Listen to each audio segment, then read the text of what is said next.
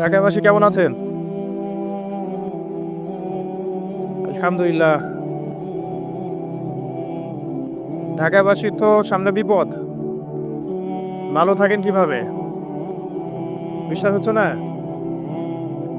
ঢাকাবাসীর সামনে বিপদ।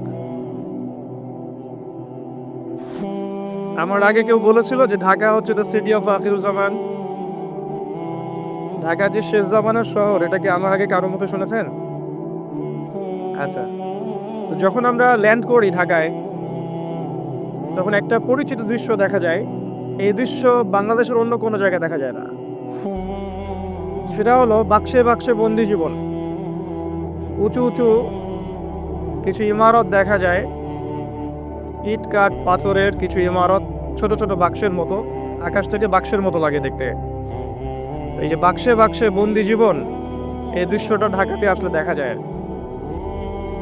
দেখুন, যখন আমরা ল্যান্ড করি তখন কি দেখি?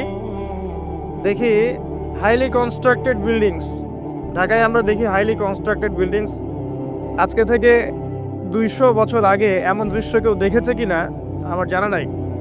তবে একটা হাদিস থেকে আমি আলোচনা শুরু করি, তাহলে বুঝতে পারবেন।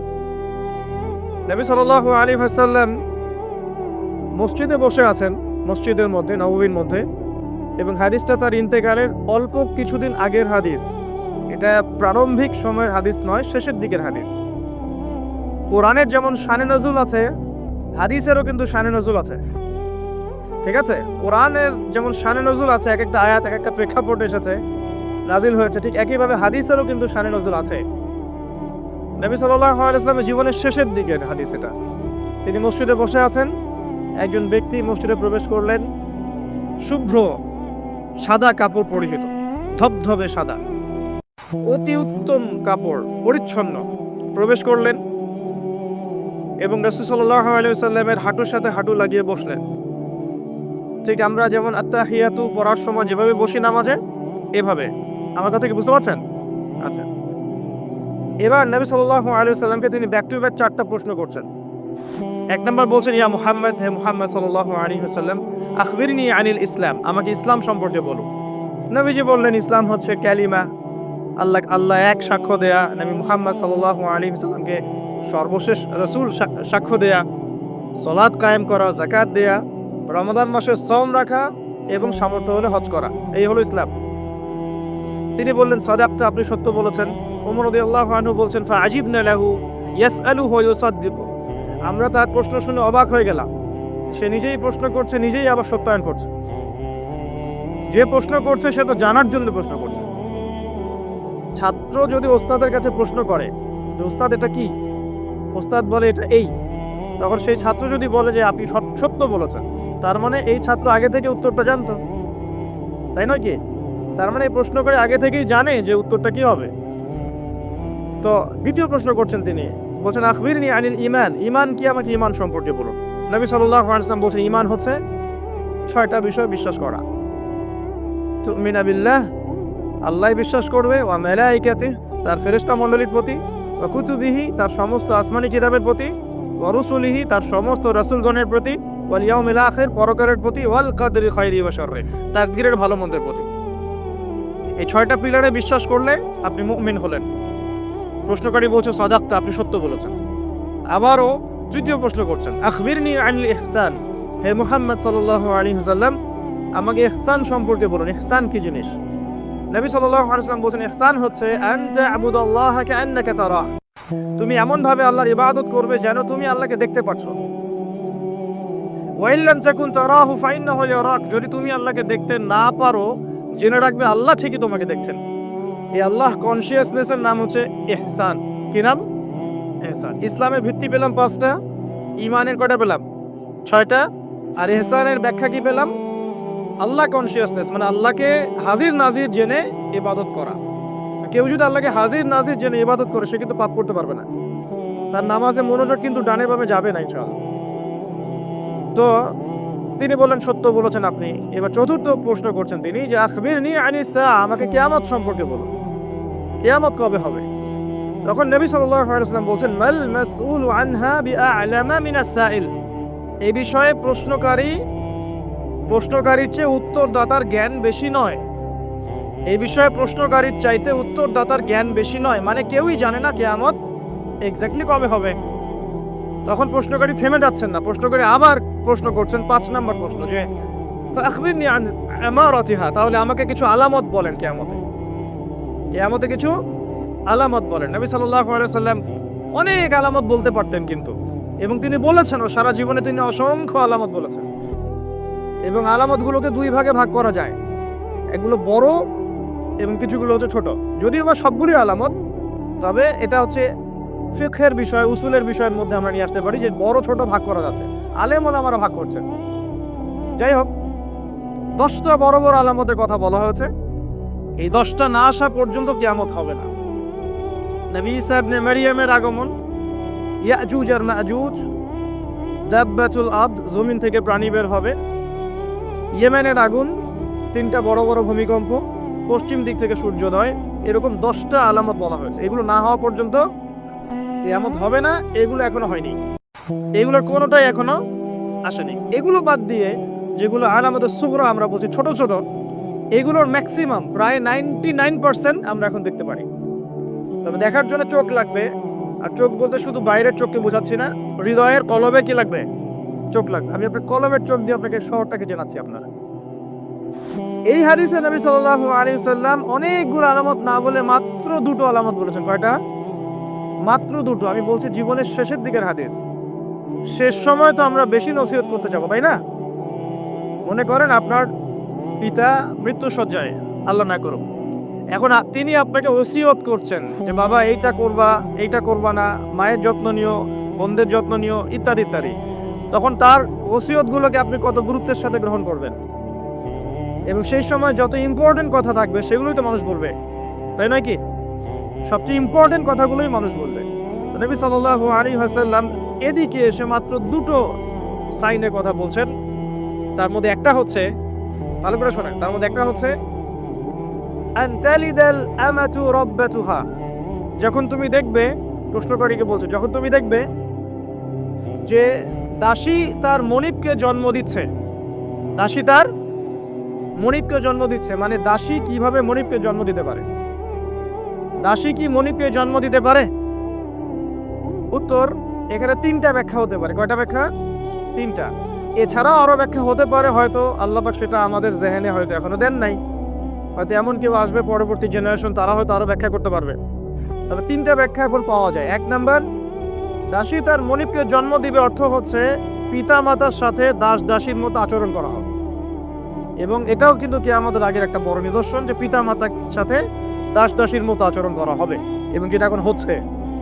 আমরা দেখছি পিতা মাতার অধিকার তারা পাচ্ছে না, সন্তানদের হাতে নির্যাতনের শিকার হচ্ছে, বৃদ্ধাশ্রমে থাকতে হচ্ছে।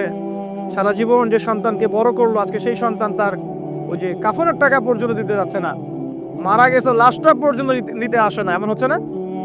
এবং বস্তুবাদী শহরগুলোতে তো এটা বেশি। আর আমাদের শহরটা বস্তুবাদী না? আমাদের শহরে মানুষ বস্তুবাদী না? মানুষ বস্তুবাদী, কেউ অন্যের দিকে তাকানোর সময় নাই। এটা বোঝার জন্য আপনাকে ফ্লাইওভার উঠতে হবে। ফ্লাইওভার উঠে দাঁড়িয়ে থাকেন, দেখেন মানুষ ছুটছে নিজের তরকায় তেল দেওয়ার জন্য, কারো দিকে তাকানোর সময় নাই। এই সকাল থেকে শুরু হয়, রাত একদম 3টা-4টা পর্যন্ত এটা চলছে, সারাদিন 24/7। উদ্দেশ্য কি? দুনিয়া। অল্প কিছু মানুষের বাইরে আছে যাদের উদ্দেশ্য আখেরাত, বেশিরভাগের উদ্দেশ্য কি? দুনিয়া। বাড়ি, গাড়ি, টাকা, জমি জমা, স্ট্যাটাস, দ্যাটস অল। মানে মানুষের এই কনসেপ্টটাকে বলা হয় মেটেরিয়ালিজম। কি বলে? মেটেরিয়ালিজম মানে বস্তুবাদিতা। কি বলে? কথা বলেন। বস্তুবাদিতা। মুমিনের চিন্তা থাকে পরকাল কেন্দ্রিক, যে কাজে পরকালের স্বার্থ আছে আমি সেই কাজ করব, যেই কাজে পরকালের স্বার্থ নেই আমি করব না। এটা মুমিনের চিন্তা। আর কাফের মুশরিক বেদিন ফাসেক মুনাফিকদের চিন্তা হচ্ছে যেখানে দুনিয়ার স্বার্থ ওখানে থাকবো, দুনিয়ার স্বার্থ নাই থাকবো না। এই যে দুনিয়ার স্বার্থে মানুষের সারাটা জীবন ক্ষয় করে দেয়া, এর নাম বস্তুবাদিতা, মেটেরিয়ালিজম বলে এটাকে। যাই হোক, আমাদের শহরের বেশিরভাগ মানুষ কি বস্তুবাদী না এখন? সবাই দেখবেন, আমি বুঝাচ্ছি, আমি যতটা পারছি সহজ করার চেষ্টা করছি। ম্যাক্সিমাম আমাদের শহরের মানুষ এখন বস্তুবাদী। সবার চিন্তা একটাই, দুনিয়া, দুনিয়া আর দুনিয়া। যে দুনিয়া সম্পর্কে নবী সাল্লাল্লাহু আলাইহি ওয়াসাল্লাম বলেছেন, একটু শোনেন, যে মনে করেন এটা একটা মহাসাগর। নবী সাল্লাল্লাহু আলাইহি ওয়াসাল্লাম বলছেন এখানে একটা আঙ্গুল ঢুকিয়ে দাও, দিয়ে বের করো। এই আঙ্গুলে যতটুকু পানি আছে এটা দুনিয়া, আর এই পুরো মহাসাগরে যত পানি আছে এটা পরকাল। একদিন সাহাবীদেরকে নিয়ে নবী যাচ্ছেন সাল্লাল্লাহু আলাইহি ওয়াসাল্লাম, একটা মৃত গাধা বা বকরির বাচ্চা পড়ে আছে, মৃত গাধা বকরির বাচ্চা। সাহাবীদেরকে বলছেন, হ্যাঁ আমার সাহাবীরা, তোমরা কি এই বকরির বাচ্চাটাকে 1 দিরহামের বিনিময়ে কিনতে চাও? কিসের বিনিময়ে? 1 দিরহাম। তো দিরহাম কি জিনিস সেটা পরে বোঝাবো এখন ইনশাআল্লাহ, ওইগুলো এখন বুঝবেন না। দিরহাম কি জিনিস ওটা পরে বুঝবেন। দিরহাম থাকলে আর রিজার্ভ কমতো না। দিরহাম থাকতো যদি কোনো কান্ট্রি রিজার্ভ আর কমতো না। রিজার্ভ কমে ডলারের ভিত্তিতে, আর ডলার হচ্ছে এখন সারা ওয়ার্ল্ডের ডমিনেটিং কারেন্সি, ওটাকে হার্ড কারেন্সি বলে। মানে আপনি তেল কিনতে চান, 1 কোটি টাকা ব্রিফকেসে নিয়ে আমাদের আবু ধাবিতে চলে যান, গিয়ে শেখদেরকে বলেন যে আমাকে 1 কোটি টাকার তেল দেন, 1 ফোঁটাও তেল দিবেন আপনাকে, দিবে না। যতক্ষণ আপনি ওই টাকাটাকে ডলারে কনভার্ট করবেন তারপর দিবেন, আপনাকে তখন সুন্দর মতো তেল দিবেন। এই dollar petrol, dollar petrol, petrol ছাড়া ডলারে এক্সচেঞ্জ নাই। এটা হচ্ছে পেট্রো ডলার মনিটরিং সিস্টেম। আপনার কাছে গোল্ড আছে মনে করেন, সোনা, এখন সোনাটাকে আপনি যে ভাঙাবেন, ভাঙিয়ে যে মানে কান্ট্রির অন্যান্য ডেভেলপমেন্টের কাজে লাগাবেন, তার জন্য ডলারের সিঁড়ি পার হয়ে যেতে হবে আপনাকে। অথচ এই দিনার এবং দিরহাম রাসূল সাল্লাল্লাহু আলাইহি ওয়াসাল্লামের যুগের কারেন্সি ছিল, দিনার দিরহাম, যার ইন্ট্রিনসিক ভ্যালু বা অন্তর্নিহিত মান কখনো কমে যাবে না। দেখাচ্ছি দাঁড়ান, আমি এমনি এমনি করে কথা বলি না। আসহাবুল কাহফ কত বছর ঘুমিয়েছিলেন বলেন? 309 বছর। 309 বছর। পকেটের মধ্যে কিছু কয়েন ছিল, সোনার রূপার কয়েন। এলাকা ছেড়ে চলে গেছে, গুহার মধ্যে ঘুমিয়েছে, রাত কাটাবে, আল্লাহ পাক ঘুম পাড়িয়ে রেখেছেন 309 বছর। 309 বছর ঘুম থেকে ওঠার পর তারা বলছে, কেম লাবিস্তুম, তোমরা কতদিন ঘুমিয়েছো? একজন বলছে লাবিস না ইয়াওমান আও বা'দা ইয়াওম, একদিন ঘুমিয়েছি বা একদিনের কিছু অংশ ঘুমিয়েছি। ঠিক আছে, ঘুম থেকে উঠেছে, এখন ক্ষুধার্ত আমরা, যাও এই মুদ্রাগুলো নিয়ে বাজারে যাও, বাজারে গিয়ে দেখো ফালয়ানজুর আইয়ুহা আসকাতু আমা, খেয়াল করে দেখো কোন খাবারটা উত্তম পবিত্র, ওটা নিয়ে আসো। তো 309 বছর একটা মুদ্রা নিয়ে ঘুমানোর পরেও মুদ্রার মান কমে যায়নি। ওই টাকা দিয়ে ঠিকই রুটি কেনা গেছে। কারণ আপনি আপনার কারেন্সিগুলো নিয়ে 309 বছর ঘুমানো লাগবে না, আপনি 10 বছর ঘুমান। 10 লাখ টাকা নিয়ে 10 বছর ঘুমান, 10 লাখ টাকার মান যদি 9 লাখ টাকায় না নেমে আনছে, তাহলে আমি নাম বদলাই ফেলাবো। এখন 1 লাখ, দাঁড়ান ঠিক বলেন না, দাঁড়ান বুঝেন আগে। এখন এই যে 1 লাখ টাকার মানটা হারালেন আপনি, 1 লাখ টাকার মানটা আপনি হারিয়ে ফেললেন, তো ওই 1 লাখ টাকা আর্ন করার জন্য আপনাকে শ্রম দিতে হয়নি? আপনার মাথার ঘাম পায়ে ফেলতে হয়েছে না? তাহলে আপনার শ্রমটা গেল কোথায়? তাহলে কেউ আপনার শ্রমটা লুটে পুটে খেয়ে ফেললো। যেহেতু আপনার কারেন্সির মানটা ডলার বেসড, এই কারণে ওই মনিটরিং সিস্টেম যারা চালায় ওরা আপনার এভাবে করে শ্রমটাকে সিজ করে ফেলে। আর আমি যদি আপনাকে আমার ফার্মে কাজ করাই, কাজ করিয়ে সারাদিন কাজ করানোর পর আপনাকে কোনো পারিশ্রমিক না দেই, শ্রমের কোনো মূল্য না দেই, আপনি আমাকে জালেম বলবেন না? বলবেন কি না? ঠিক এই কারণে আমরা বলছি এই মনিটরিং সিস্টেমটাই জুলুম।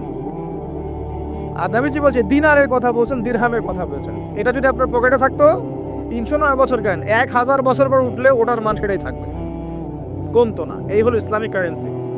এটা নিয়ে কথা বললে আবার এক শ্রেণীর ঘুমটাওয়ালা শায়েখ আছে, কিছু সত্য কথা ওরা হজম করতে পারে না। তখন দেখা যায় যে একটা ফতোয়া দিবে, খারেজি হয়ে গেছে, ফাইজলামি পাইছে। আর কে খারেজি একটু বলে নেই, খারেজি আকীদাটা কি আসলে? খারেজি আকীদা হচ্ছে কোনো ব্যক্তি যদি অন্য কোনো মুসলমানকে যদি কবিরা গুনাহ করার কারণে কাফের মনে করে। কথা বোঝেন? আপনি সুদ খেয়েছেন বা ঘুষ খেয়েছেন বা জেনা করেছেন, এগুলো কবিরা গুনাহ। এখন আমি যদি বলি যে সুদ ঘুষ জেনা করার কারণে আপনি কাফের হয়ে গেছেন, আপনাকে হত্যা করা জায়েজ, তাহলে আমি খারেজি। বুঝতে পারছেন কথা? কিন্তু আমি কি কখনো এরকম করে কথা বলেছি? এই যে মনিটরিং সিস্টেম নিয়ে কথা বললাম, এর সাথে কবিরা গুনার কি সম্পর্ক আর খাওয়ারিজমের কি সম্পর্ক? আবার কোনো কোনো ক্ষেত্রে দেখা যায় যে পলিটিক্যাল সমালোচনা করলে খারেজি টাইটেল দিয়ে দিবে। ওই যে বললাম, আমাদের শেখদের কাছে যান মিডল ইস্টের, গিয়ে আপনি দেন, টাকা দেন, তেল দিবে না, ডলার না দিলে বলবে এই যে এন্টি মিডল ইস্ট কথা বলেছে, অতএব সে খারেজি হয়ে গেছে। আর আমি আপনাকে একটা এক্সাম্পল দিই, শোনেন, বোঝেন কথাগুলো, বোঝেন। ইয়াজিদের নাম শুনেছেন? ইয়াজিদ ভালো শাসক ছিল না, খারাপ শাসক ছিল। তার আমলে হুসাইন রাদিয়াল্লাহু আনহু শাহাদাতের ঘটনা ঘটেছে, হাররার যুদ্ধ ঘটেছে, সে মদিনা আক্রমণ করেছে, মক্কাও আক্রমণ করেছিল, ম্যাসাকার করেছে, বহু সাহাবী তার এই শাসন মেনে নেয় নাই। তার মধ্যে একজন হচ্ছে আব্দুল্লাহ বিন জুবাইর রাদিয়াল্লাহু আনহু, জুবাইর ইবনে আওয়াম রাদিয়াল্লাহু আনহু ছেলে। তার অনুসারী অনেক সাহাবী ছিলেন। আর আমাকে বলেন, ইয়াজিদ যখন মক্কা মদিনা আক্রমণ করছিল, বা তার সেনাবাহিনীরা যখন ইমাম হুসাইনকে কারবালার প্রান্তরে শাহাদত দিচ্ছে বা আক্রমণ করছে তার সপরিবারে, এখন যে সাহাবীরা তার বিরুদ্ধে একটু অবস্থান নিয়েছে, সবগুলো সাহাবী কি কাফের হয়ে গেছে, তাগুত হয়ে গেছে আর খারেজি হয়ে গেছিল নাকি? তারা কি ইয়াজিদের অন্যায়ের প্রতিবাদ করার কারণে খারেজি হয়ে গেছিল নাকি? তো পলিটিক্যাল সমালোচনার সাথে খাওয়ারিজমের কোনো সম্পর্ক নেই। কিন্তু এরা এটাকে একটা সুকৌশলে মুসলিম উম্মার যুবকদের মধ্য থেকে সত্য কথা বলার মানসিকতাকে কেড়ে নিয়েছে। সত্যকে উপস্থাপন করার মানসিকতাকে দমিয়ে দেওয়ার জন্য একটা খারেজি ফতোয়া শুরু করে দিয়েছে। যেখানে সেখানে যা ইচ্ছা বলবেন খারেজি ফতোয়া দিয়ে। যাই হোক, ওদিকে যাচ্ছি না, আমি মূল জায়গায় আসি। দেখুন, আমরা রাসূলের হাদিস থেকে জানছি দুনিয়ার মূল্য এতটুকু। তুমি কি এই বকরির বাচ্চাটাকে 1 দিরহামের বিনিময়ে কিনবা? সাহাবীরা বলছেন 1 দিরহাম কেন ইয়া রাসূলুল্লাহ সাল্লাল্লাহু আলাইহি ওয়াসাল্লাম, বিনা মূল্যেও যদি আপনি আমাকে এটা দেন বা আমাকে এটা দেয়া হয়, আমি এটা কিনবো না। বিনামূল্যেও যদি আমাকে এই মৃত বা এই পচা গলা এই গাধার বাচ্চা, বকরির বাচ্চাকে দেয়া হয়, আমি কিনবো না। নবী সাল্লাল্লাহু আলাইহি ওয়াসাল্লাম বলছেন এটাই হচ্ছে দুনিয়া। আল্লাহ পাকের কাছে দুনিয়ার মূল্য এই বকরির বাচ্চার চাইতেও কম। এখন আমরা যারা বস্তুবাদিতায় লিপ্ত আছি, দুনিয়ার যে ফিকির, সারাদিন দুনিয়ার ফিকির মানুষকে এমনভাবে পেয়ে বসে না, মানুষ দুনিয়ার আলাপ ছাড়া কোনো কথাই বলতে চায় না। দেখবেন একজন আলেমের কাছে বসবেন, সে আপনাকে কোরআনের কথা বলবে, হাদিসের কথা বলবে। একজন দুনিয়াদার মানুষের পাশে বসবেন, 1 ঘন্টা বসে থাকলেও একটা কোরআনের কথা বলবে না, আর হাদিসের কথা মুখ থেকে বের হবে না। মানে তার মাথাটা ফাংশন হয়ে গেছে দুনিয়া দিয়ে। ঠিক আছে, সে যদি ড্রাইভার হয়, সারাদিন গাড়ির পেঁচাল পারবে, গাড়ি এটা, গাড়ি ওটা এমন, গাড়ি ওটা এমন। সে যদি ইকোনমিক সেক্টরের মানুষরা বলবে যে ব্যবসা এমন, এই ব্যবসা এমন, ওই ব্যবসা এমন। সুদী মহাজন হয় বলবে এই এখানে সুদ দিলে এত হবে, এখানে দিলে এত হবে। আর পলিটিক্স যদি করে তাহলে সারাদিন পলিটিক্যাল আলাপ করবে। দুনিয়ার সেক্টরে যারা পটু আর কি, দুনিয়ার ফাংশনটা মাথায় এমনভাবে ইনস্টল করা থাকে যে এটা ছাড়া অন্য কোনো কথা তার মুখ থেকে বের হবে না। নবী সাল্লাল্লাহু আলাইহি ওয়াসাল্লাম দুনিয়াকে এত তুচ্ছ করেছেন। এখন আমি আপনাকে বোঝাচ্ছিলাম যে দাসী তার মনিবকে জন্ম দিবে, এর অর্থ একটা এই যে পিতামাতার সাথে এখন দাসীর মতো আচরণ করা হবে। সেটা কি হচ্ছে না বলেন? এটা যারা পিতামাতা হয়েছেন, বার্ধক্যে চলে গেছেন, তারা খুব ভালো করে জানেন। যেই সন্তানের জন্য সারাটা জীবন তারা মাথার ঘাম পায়ে ফেললেন, এই সন্তান তার খোঁজ খবর পর্যন্ত নেয় না। এখন ব্রিটেন, অক্সফোর্ড, হার্ভার্ড থেকে পড়ে আসছে, ঢাকা বিশ্ববিদ্যালয় থেকে বড় বড় ডিগ্রি নিয়ে আসছে, তার বাবা এখন থাকে বৃদ্ধাশ্রমে। জাহাঙ্গীরনগর ইউনিভার্সিটির একজন প্রফেসর, তিনি বৃদ্ধাশ্রমে আছেন। একটা ভিডিও দেখলাম তার, তিনি বলছেন যে আমি আমার পরিবারের জন্য কি না করেছি, আজকে আমি এত বড় প্রফেসর হওয়ার পরে আমার শেষ জীবনটা এখানে কাটছে। মাঝে মাঝে এগুলো দেখলে মনে হয়, মনটা চায় যে আমরাও কিছু বৃদ্ধাশ্রম করি, যাদেরকে আল্লাহ পাক তৌফিক দিয়েছেন আপনারা করবেন। যদিও ইসলামে বৃদ্ধাশ্রমের কোনো জায়গা নাই, মায়ের পায়ের নিচেই সন্তানের বেহেশত, কিন্তু এখন পরিবেশ এত খারাপ যে কিছু কিছু বৃদ্ধাশ্রমের দরকার হয়ে পড়েছে। জাতীয় একটা দৈনিক পত্রিকা দেখলাম, তারা বলছে যে এখন বৃদ্ধাশ্রম সময়ের দাবি হয়ে গেছে। বৃদ্ধাশ্রম এখন সময়ের দাবি হয়ে গেছে। আপনাদের সামর্থ্য থাকলে আপনারা করবেন। শেষ জীবনটা যেন আমাদের এই বার্ধক্যে উপনীত হওয়া মায়েরা এবং বাবারা, তারা যেন আল্লাহর ইবাদত করে কাটাতে পারে এমন একটা পরিবেশ তৈরি করে দিবেন। টেনশন ফ্রি ভাবে তারা যেন 3 বেলা খায়, জিকির আজগার করে, তাসবিহ তাহলিল করে, কোরআন তেলাওয়াত করে, শেষ জীবনটা যেন ঈমান ইসলামের উপর থেকে মৃত্যুবরণ করতে পারে, এরকম একটা ব্যবস্থা করে দেন। ইনশাআল্লাহ বহুত নেকি হবে ইনশাআল্লাহ। আল্লাহ পাক আপনাকে বরকত দিবেন ইনশাআল্লাহ। এটা একটা ব্যাখ্যা হতে পারে। সেকেন্ড ব্যাখ্যা হতে পারে এই, দাসী তার মনিবকে জন্ম দিবে অর্থ হচ্ছে এই যে সমাজের ন্যায় অন্যায়, হক বাতিলের মানদণ্ড উল্টে যাবে। কারণ দাসী মনিবকে জন্ম দিতে পারে না, পারে? তার মানে একটা ব্যাখ্যা এটাও হতে পারে, সত্য মিথ্যা হয়ে যাবে, মিথ্যা সত্য হয়ে যাবে কিয়ামতের আগে আগে, হক বাতিল হয়ে যাবে, বাতিল হক হয়ে যাবে। ঠিক এটা অন্যান্য হাদিসে এসেছে। সত্যবাদীকে বলা হবে মিথ্যাবাদী, মিথ্যাবাদীকে বলা হবে পরম সত্যবাদী। যে ব্যক্তি আমানত